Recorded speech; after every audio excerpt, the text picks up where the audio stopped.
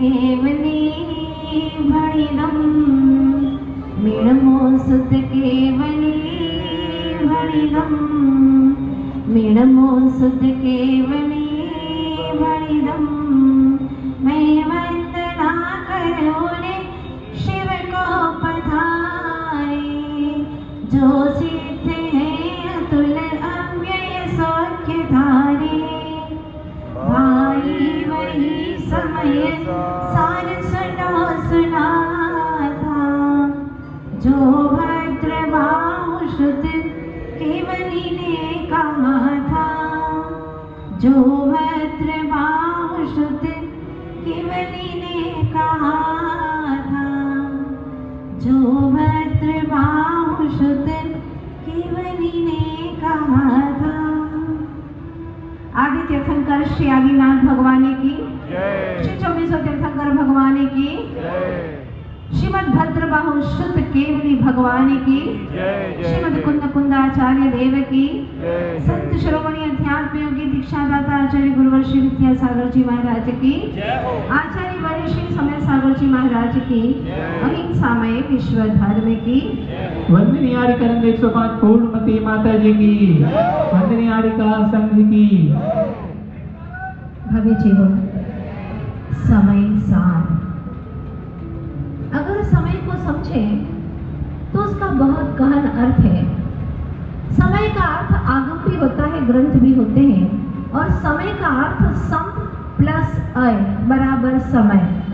सम यानी सम्यक प्रकार से अच्छी तरह से, अय यानी गमन करे परिणमन करे, उसका नाम है समय। तो सभी द्रव्य छहो द्रव्य अच्छे से परिणमन कर रहे हैं, इसीलिए सभी समय है, छहो द्रव्य समय है। लेकिन समय का सार क्या है? छहो द्रव्य में सारभूत तत्व क्या है? तो आचार्य कहते हैं जीव द्रव्य ही सारभूत है। तो समय सार का अर्थ ये हो गया कि जो जीव तत्व है उसमें भी मैं शुद्ध जीव तत्व मेरा स्वरूप जो शुद्ध है, उसी शुद्ध जीव की व्याख्या, उसी का वर्णन करने के लिए आचार्य भगवान कुंद स्वामी ने अपनी लेखनी उठाई। और वो भी कौन सी लेखनी? नुकीले नुकीले पत्थर। जंगल में, बियाबान जंगलों में और क्या मिलेगा? नुकीले पत्थर और वहीं पर सूखे हुए ताड़पत्र। अपनी पिट्ठी से ताड़पत्र का परिमार्जन करके और नुकीले पत्थरों से समय सार जैसे महान ग्रंथ को लिपिबद्ध कर दिया आज से 2000 वर्ष पूर्व। सोचिएगा कि 100-200 वर्ष पूर्व की रचनाएं हमें हाथ में प्राप्त नहीं होती, गुम हो जाती हैं, कहीं ना कहीं से पेश पड़ जाते हैं, पुरानी हो जाती है, मिलती ही नहीं है। कितना बड़ा सौभाग्य है हमारा जो 2000 वर्ष पूर्व आत्म तत्व का, शुद्ध आत्म तत्व की जिसमें व्याख्या हो, वर्णन हो, कथा हो, ऐसा महान ग्रंथ राज समय सार हमें प्राप्त हुआ। बहुत सौभाग्यशाली है ऐसे महान ग्रंथ को पाकर के। भरत क्षेत्र के ग्रंथों में यह सर्वश्रेष्ठ रचना है समय सार ग्रंथ राज। इसका उच्चारण में मुख से हो तो समझ लेना कि आज मेरी रचना धन्य हो गई, ये जुबान धन्य हो गई और ये ग्रंथ आपके हाथों में आया है। ये सामान्य ग्रंथ नहीं है, ये महाकवि आत्मानुभवी आचार्य भगवत पाद कुंद स्वामी ने लिखा है 2000 वर्ष पूर्व। कहते हैं कि जहां न पहुंचे रवि वहां पहुंचे कवि। जहां रवि भी पहुंच नहीं पाता वहां कवि पहुंच जाता है। पर आगे की बात हमारे आचार्य देव कहते हैं जहां न पहुंचे कवि वहां पहुंचे आत्मानुभवी, वहां आत्मानुभवी भी पहुंच जाता है। ऐसे कुंद स्वामी महाकवि हैं, कवि ही नहीं आत्मानुभवी हैं और उन्होंने अपनी आत्मा की अनुभूतियों से जो भी उन्हें गहराई में जाकर के अंतर जगत में बैठ करके जो उन्हें अनमोल मोती प्राप्त हुए वो बाहर में आकर के उन्होंने समय सार ग्रंथ पर लिपिबद्ध कर लिया। सौभाग्य है हमारा। भव्य जीवों, बाहर से समय सार ग्रंथ को सौभाग्य है ये। लेकिन भीतर के समय का सार पा लेना, आत्मा की अनुभूति में रम जाना, मैं आत्म तत्व हूँ, मैं क्या एक तत्व हूँ, मैं ऐसा शाश्वत तत्व हूँ, ऐसी अनुभूति हो जाना, विश्वास हो जाना, शुद्धता हो जाना, ये हमारा महा महा महा सौभाग्य है। और यही लक्ष्य है, ये अनंत जीवन को दिए रे चेतन, अब कम से कम तो अभी सुधरे, तो अपना भान समझ ले, ज्ञान कर ले तो अपना कि क्या है तो क्या स्वरूप है तेरा। इसके लिए हमारे आचार्य भगवंतों ने कहा है, अगर तुम्हें अपनी कथा सुननी है तो समय सारे ग्रंथराज को पढ़ना होगा। वैसे ये ग्रंथराज सभी को प्रिय है, सभी को अच्छा लगता है, सभी ज्ञानियों को अच्छा लगता है, क्योंकि अपनी प्रशंसा, अपनी महिमा किसे अच्छी नहीं लगती? अपनी अर्थात आत्मा की प्रशंसा, आत्मा की महिमा ज्ञानियों को अच्छी लगती है, क्योंकि इसमें कषाई नहीं आती, इसमें मान कषाई नहीं आती। अगर आपसे कहो कि तुम्हारी आत्मा बहुत महान है, श्रेष्ठ है, तो आपको अहंकार नहीं आएगा, वरन इस आत्मा को जानने की और भीतर में भावना जागृत होगी। लेकिन अगर आपके नाम से कहो कि भाई साहब आप तो बहुत ही महान है, बहुत श्रेष्ठ है, बड़े बुद्धिमान है, इस गांव के इस ग्वालियर के अंदर आप पहुंचे हुए प्रतिष्ठित इंसान है और बड़े धनवान है, तो देखो चेहरा रौनक धीरे धीरे क्या होगा कि टोन बाहर आती जाएगी, चेहरा चेंज हो जाएगा। देखा मेरी कितनी प्रशंसा हो रही है, मान कषाय का प्रतीक होगा। तो ये पर्याय की बात नहीं, जो शाश्वत द्रव्य है, सब्सटेंस है, उसकी चर्चा कर रहे हैं, जो अखंड द्रव्य है, कभी खंडित नहीं होता। ऐसे आत्म तत्व की कथा आचार्य भगवान गुरुवर श्री कुंद स्वामी ने की है। हमारे आचार्य भगवान गुरुवर श्री विद्यासागर जी महाराज हमेशा हमेशा कुंद स्वामी की जय बोलवाया करते थे। कारण क्या है, अब समझ में आया कि कुंद स्वामी ने जो हमें अंतर जगत का रहस्य और महिमा वैभव दिखाया है, आज तक ऐसा वैभव इसे आचार्य भगवंतों ने नहीं दिखाया। इसलिए ऐसे महान आचार्य भगवान कुंद स्वामी के लिए आज भी लोग पूछते हैं मने कौने श्री कुंद के वासी। लोग पूछते, मने कहो, मुझे कहो कि कुंद कैसे थे? मने कौने श्री कुंद के वासी, केवा हसीन शो करता हसी, केवा हसीन शो करता हसी, मने कौने श्री कुंद के वासी। आज बालक अपार वृद्धि कहता है, हमें बताओ ना ऐसे थे वो कुंद स्वामी, जिनका नाम हर प्रतिमा के नीचे कुंद आमनाई लिखा जाता है। ऐसे महान आचार्य कौन थे, कहाँ रहते थे, क्या करते थे? तो इन सारी बातों की जानकारी आपको अवश्य मिलेगी जैसे जैसे समय सार ग्रंथराज को पढ़ेंगे। वो कैसे थे, कहाँ रहते थे, और तो अपने आत्मा की अतलांत गहराइयों में डूब करके ऐसे अध्यात्म के मोती बटोर करके लाते थे, जो उन्होंने समय सार ग्रंथराज में लिख दिए। एक दो नहीं, लगभग 450 गाथा के रूप में यह ग्रंथ इतना महान पिरो दिया उन्होंने। और जीव की वास्तविकता, जीव की परिभाषा, जीव कैसा होता है, जीव को कैसे अनुभूति करना चाहिए, तुम सब जीव हो ना, तो तुम्हें कैसे जीना चाहिए, जीने का सलीका बताया, जीने का तरीका बताया। और उन्होंने इतनी सकारात्मक दृष्टि दी है, अगर तुम शुद्ध हो जानोगे, शुद्ध की चर्चा करोगे तो शुद्ध हो जाओगे, और अगर अशुद्ध की चर्चा करोगे, अशुद्ध की ही व्याख्या करोगे, अशुद्ध में ही तुम अपना उपयोग लगाओगे, तो ध्यान रखना तुम अशुद्ध होते चले जाओगे। बताओ चॉइस क्या है तुम्हारी? शुद्ध होना चाहते हो या कि अशुद्ध रहना चाहते हो? शुद्ध होना चाहते हो, बिल्कुल तय बात है। कपड़े शुद्ध चाहते हो, घर शुद्ध चाहते हो, कपड़ा भी शुद्ध चाहिए, हर चीज शुद्ध चाहिए, सामने वाला व्यक्ति भी शुद्ध चाहिए, बस अपने को शुद्ध नहीं होना, बाकी सब शुद्ध चाहिए। ध्यान रखना, अगर तुम स्वयं शुद्ध हो गए तो तुम्हें किसी को और को शुद्ध देखने की आवश्यकता ही नहीं है। अपने शुद्ध आत्मा को रखिए, उसी को ही अनुभूति करिए, फिर देखो कितना आनंद आएगा। पर प्रश्न ये है कि उसे जाने कैसे, कैसे समझे कि वह शुद्ध आत्मा है कैसी आखिर, और ऐसी आत्मा की अनुभूति कैसे की जाए। तो आचार्य भगवान ने यहाँ पर मंगलाचरण किया है। वंदितु, सबसे पहला शब्द है वंदितु, वंदन करके। अभी वाक्य पूरा नहीं हुआ। वंदितु, वंदित्वा, यानी वंदन करके। किसको वंदन करके? एक तो सिद्धों को नहीं।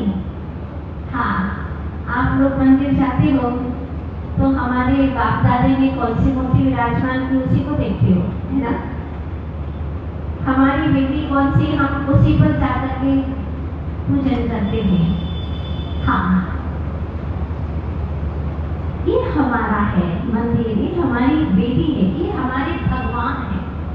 लेकिन कुंद स्वामी जैसे महासंत ने सर्वसिद्धि, क्या शब्द डाला है, सर्वसिद्धि, यानी आचार्य देव कहते हैं कि संपूर्ण जीव राशि, मान लीजिए 16 अंक प्रमाण है, तो इसमें 3 अंक प्रमाण राशि सिद्ध भगवान की है, और वो भी अनंत अनंत है।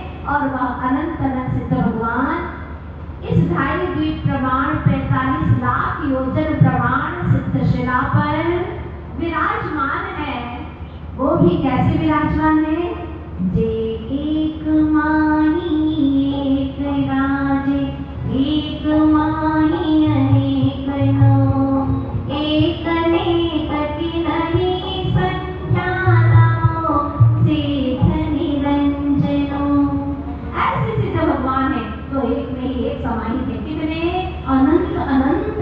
ओ धन्य है प्रभु ऐसे सभी सिद्धों को, जिनके सबके शीश का स्थान इक्वल है। पैर ऊंचे नीचे हैं, लेकिन शीश का स्थान इक्वल है। यही तो ज्ञानियों की विशेषता है।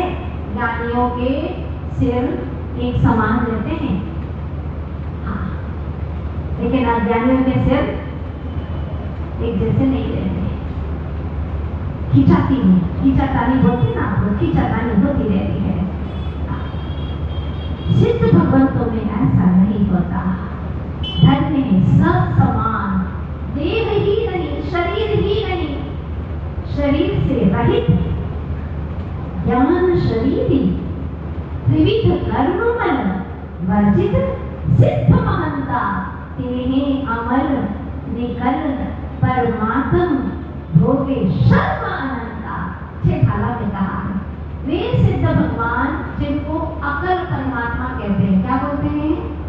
अकल परमात्मा। आपके अंदर अकल है कि नहीं? बोलो ना।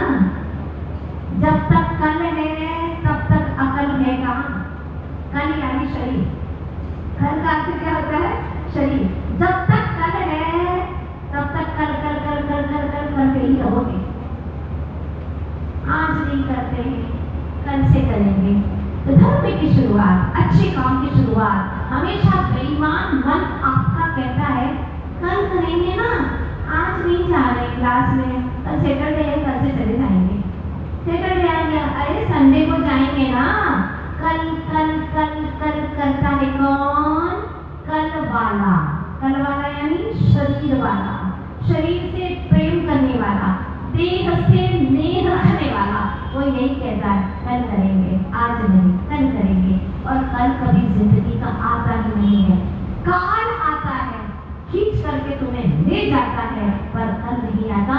तो ध्यान रखिएगा, जो भी अच्छा करना है वो आज ही करिए, अभी करिए। अपने मन को इतना तैयार करिए कि जो अच्छा करना है, जो आत्मा का हित करना है, और मुझे आज ही करना है। और जो बुरा काम है, किसी को मारने पीटने की भावना आ गई तुम्हारे अंदर, षड्यंत्र में आपको किसी को फंसाने की भावना आ गई, अब आएगी, बेईमान मन है, तो उसको पोस्टपोन कर लेना। आज नहीं, आज नहीं करेंगे, उसको कल पर छोड़ दीजिएगा।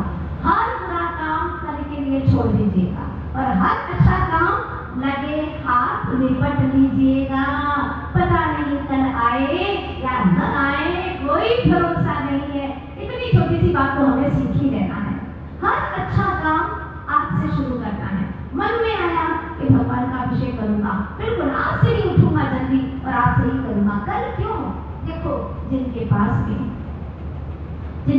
में शरीर अच्छा नहीं है, रोगी है, जिनके हाथ लूले हैं, पैरों से रगड़े हैं, आंखों से दिखाई नहीं देता है, बेचारे भी सोचते हैं काश मेरे भी हाथ पैर अच्छे होते, मेरी आंखें अच्छी होती तो मैं भी त्रिलोकीनाथ के मस्तक के ऊपर अभिषेक कर लेता, प्रभु ऐसा सौभाग्य प्राप्त कर लेता।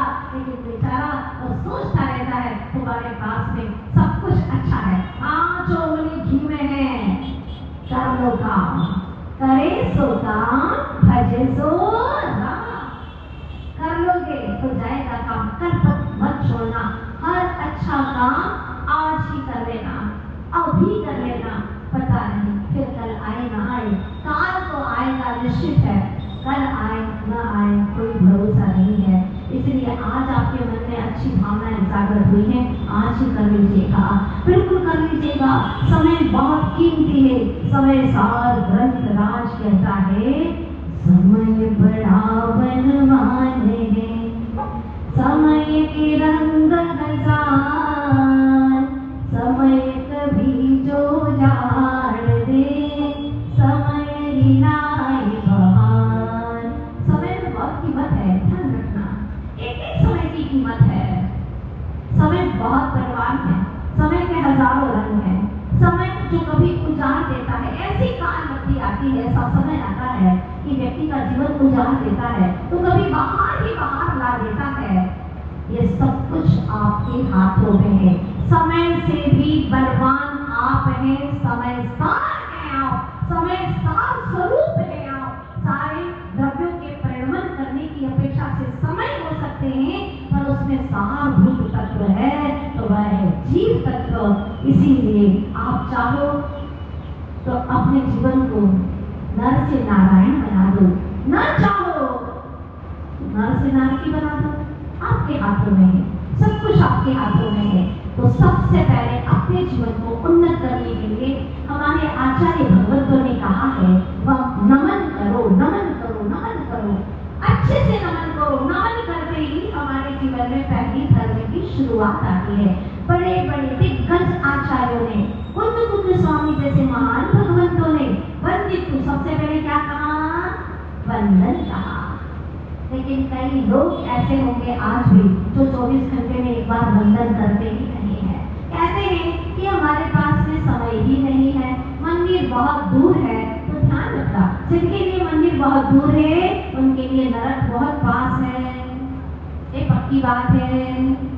जिनको मंदिर दूर लगता है, जिनको मंदिर के लिए कहते हैं कि समय ही नहीं है, टाइम ही नहीं है, मंदिर के लिए समय नहीं है, खाने पीने के लिए 4 बार 10 बार खाने पीने के लिए समय है, मोबाइल चलाने के लिए समय है, फालतू की गपशप करने के लिए समय है और 8-8 घंटा सोने के लिए समय है। लेकिन प्रभु का दर्शन करने के लिए, नमन करने के लिए उनके पास में समय नहीं है। बेचारे हैं, बेचारे निर्धन है, वे गरीब है, भले अरबोपति हो लेकिन बेचारा निर्धन है, गरीब है बेचारा, तो प्रभु को एक नमन अर्पण नहीं कर पाता। आचार्य देव कहते हैं दया आती है, करुणा आती है ऐसे जीवों पर जो प्रभु को एक बार नमन तक नहीं कर पाते। आखिर नमन करने की बात क्यों कही आचार्यों ने? सुनिएगा, किसी भी ग्रंथ को पढ़ो तो शुरू में 6 बातों का ध्यान रखो। कोई भी ग्रंथ पढ़ो 6 बातों का ध्यान रखो। पहला मंगल, यानी मंगलाचरण में क्या कहा है, किसको नमन किया है। यहाँ किसको नमन किया? सभी सिद्धों को। ऐसा नहीं कि हमारे जो पहले पूर्वज सिद्ध हो गए हैं उन्हीं को हमको नमन करेंगे और सबको नहीं करेंगे, ऐसा नहीं, सभी सिद्ध, क्योंकि मैं सिद्ध का वंशज हूँ, मैं सिद्धों के वंश का हूँ और मुझे भी सिद्ध होना है। दिन में एक बार तो कहिएगा ना, अपनी चेतन आत्मा से कहो, एक बार कहो। इतनी प्यारी पंक्तियां हैं। चलो मेरी आत्म प्रदेश, सिद्धों का ये जहाँ देश, चलो अब वहाँ चलो, चलो अब वहाँ चलो, चलो मेरे आत्म प्रदेश, सिद्धों का ये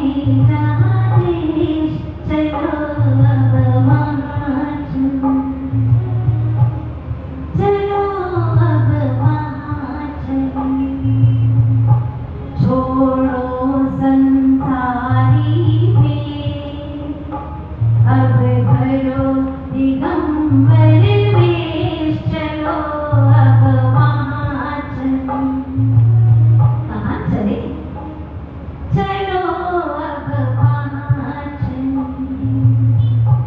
चलो मेरे आत्मप्रतिशु, ये असल के आत्मप्रतिशु, चलो चलो, भावों से चलो, श्रद्धा से चलो, सबे सार का ये शब्द पढ़ते पढ़ते चलो। चलो मेरे आत्मप्रतिशु, सीखों का ये जाने, चलो अब वहाँ चलो। चलो अब वहाँ चलो। हे मेरे चेतनात्मन, अनंत काल बीत गया इस संसार में भटकते भटकते, यहाँ कोई अपने मन का मीत नहीं मिला। जो मिले सब बिछुड़ने वाले मिले, सब मिटने वाले मिले, सब नाशवान मिले। हे चेतनात्मन, चलो तुम्हारा सच्चा परिवार, सिद्धों का परिवार सिद्धालय पर विराजमान है। एक दो नहीं, अनंत अनंत सिद्धों के रूप में, जो कभी नहीं बिछुड़ते, कभी नहीं बिछुड़ते, सदा सदा तुम्हारे हैं। दुनिया के लोग तुम्हारी दुख की कथा सुने न सुने, लेकिन वो सुनते हैं। उनको सुनने के लिए कान की आवश्यकता नहीं होती। उनका परिपूर्ण ज्ञान इतना डेवलप हो गया है, नित्योद्घाटित निरावरण केवल ज्ञान। अब इससे आगे कोई ज्ञान नहीं। अंतिम स्टेज तक, लास्ट स्टेज तक पहुंच गया उनका ज्ञान, परिपूर्ण हो गया उनका ज्ञान। ज्ञान ही शरीर ही है। ऐसे अनंत सिद्ध भगवान 18 दोषों से मुक्त प्रभु विदेही, आप कैसे होते होंगे? कल्पना करो, श्रद्धा से सोचो, अपने उपयोग को लगाओ, गहराई से सूक्ष्म करके। कैसे हो प्रभु आप?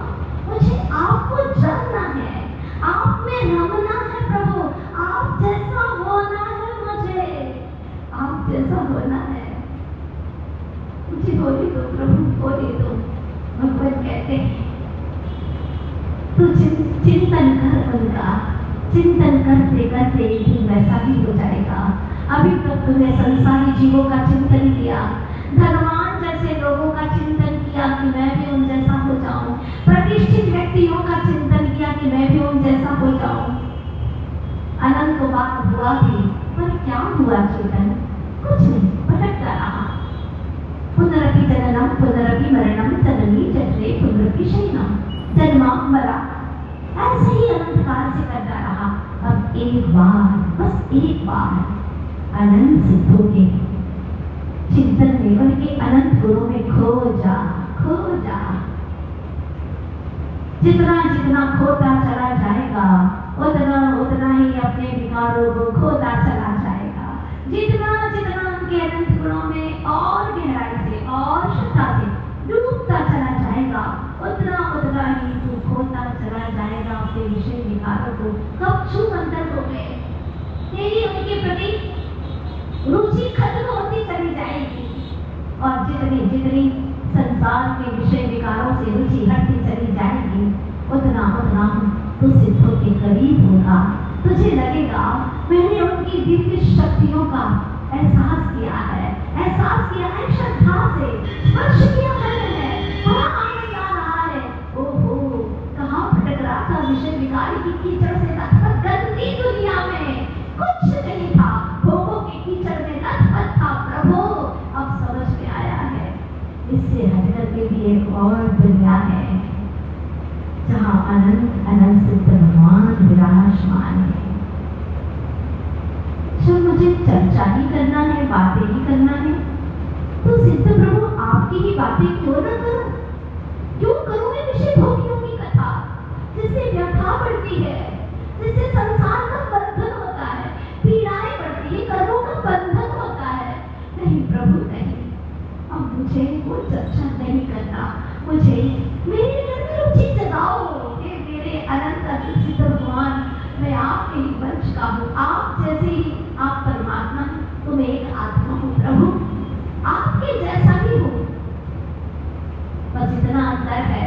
कि आप रात देश से रहित हैं और मैं रात देश से बना हुआ हूँ। भगवान मेरा स्वरूप भी वैसा ही जैसा आपका है, मुझे अपने जैसा बना लो ना। क्या अपने वंश के अंश की बात न सुनोगे? क्या उसकी रक्षा न करोगे विषय विकारों से? प्रभु कहिए ना, मुझे अपनी शरण ले लो प्रभु। मैं कुछ नहीं चाहता आपसे, न पद न प्रतिष्ठा, न धन न दौलत, न शरीर की सुंदरता, मुझे कुछ नहीं चाहिए। मैंने अनंत बार चाहा प्रभु और मुझे मिला भी कर्म के योग से, लेकिन पाकर के भी कुछ न पाया। मैं खोया खोया सा रह गया, अनबना सा रह गया। जब आपके अंतर वैभव को निहारा तो मुझे लगा प्रभु अब होना है तो आपके जैसा ही होना है। खोना है मुझे सारे विषय विकारों को खोना है। भव्य जीवों, किसी लोगों की हेयर स्टाइल आपने सीख ली है ना, इसके जैसे मेरी भी हेयर स्टाइल होना चाहिए। किसी के घर को देखा तो वैसा घर मेरा भी होना चाहिए। किसी की दुकान के फर्नीचर और घर के फर्नीचर को देखा तो आपने सोचा कि मेरा भी ऐसा ही होना चाहिए। किसी की गाड़ी को देखा तो आपके मन में आया कि ऐसी गाड़ी मुझे भी होना चाहिए। किसी के वस्त्रों को देखा तो आपको लगा कि ऐसी साड़ी ऐसे वस्त्र मेरे भी होना चाहिए। किसी की आभूषणों को देखा तो आपको लगा कि ऐसा सेट तो मेरा भी होना चाहिए, होना ही चाहिए। और आपने सबकी नकल कर दी। क्या हुआ? जितनी नकल करते गए उतना कल मिटता गया। कल यानी शरीर, और कल कल कल कल मची रही घर में, क्योंकि तृष्णा आकांक्षा उसने घर के अंदर लंका कांड मचा दिया। ये भी चाहिए, वो भी चाहिए, तमन्नाएं, ख्वाब, ये चाहते तुम्हारी मोक्ष की राह को भुलाती गई, भुलाती गई। एक बात कहूं आपसे, जो कुंद स्वामी ने कभी हमसे कही थी। उन्होंने कहा, हे मेरे चेतन आत्मन, सुनो ध्यान से। तुमने कितनों की नकल करी है, हेयर स्टाइल की, कपड़ों की, फर्नीचर की, गाड़ी की, पता नहीं कितनी तरह से तुमने नकल की और सोचने लगे कि अब तो मैंने ये पा लिया। लेकिन एक की नकल पूरी हुई कि दूसरी और चाहिए, और चाहिए, और तीसरा चाहिए। हे आत्मन, एक बार सिद्धों की नकल करके देख तो सही, तुझे और किसी की नकल करने की आवश्यकता नहीं पड़ेगी। आत्मन, नहीं पड़ेगी। एक बार सिद्धों की नकल करके देख, अरहंतों की नकल करके देख। हाथ पे हाथ धरे करना कुछ न रहा जैसे, हाथ पे हाथ रखे करना कुछ न रहा जैसे। प्रभु प्रभु को आज प्रातः काल मैंने निहारा, समय के काल में मन में भाव आया, प्रभु ऐसा कब शुभ घड़ी आएगी कि तेरा यह बालक तो जैसा हो जाएगा, उसे कुछ करने की आवश्यकता नहीं। मानता हूँ प्रभु कि मैं अशुभ कार्य नहीं करता, लेकिन मुझे अब शुभ करने की भी तमन्ना नहीं है प्रभु, क्योंकि वो भी मेरा स्वभाव नहीं है, नहीं है मेरा स्वभाव। अपने आप में हम जाना, बस वो क्षण चाहता है ये बालक आपका। प्रभु से वार्तालाप तो करूं। तुमने विषय भोगियों से कितनी बातें की अभी तक, लेकिन एक बार वितरागी के करीब आओ, उनके पास में बैठो, उनसे वार्तालाप करो। कहाँ है फुर्सत तुम्हें, कहाँ है समय? वो क्यों भटकता रहता है। यहाँ पर दिव्य आभार से युक्त प्रभु आदिश्वर नेमिनाथ भगवान, आहा क्या अद्भुत प्रतिमाएं, देखते ही रहो, एक तक निहारते रहो। पारसनाथ की वो सावरिया, पारसनाथ की प्रतिमा देखते ही रहो। ऐसा लगता है प्रभु मैं भी ऐसे ही अपने आप में अनंत काल तक के लिए धुम जाऊं। पर प्रभु ने कहा, बेटा पहले अच्छे से नमन करो, जिससे वमन हो जाए तुम्हारे अहंकार का। अहम का वमन हुए बिना नमन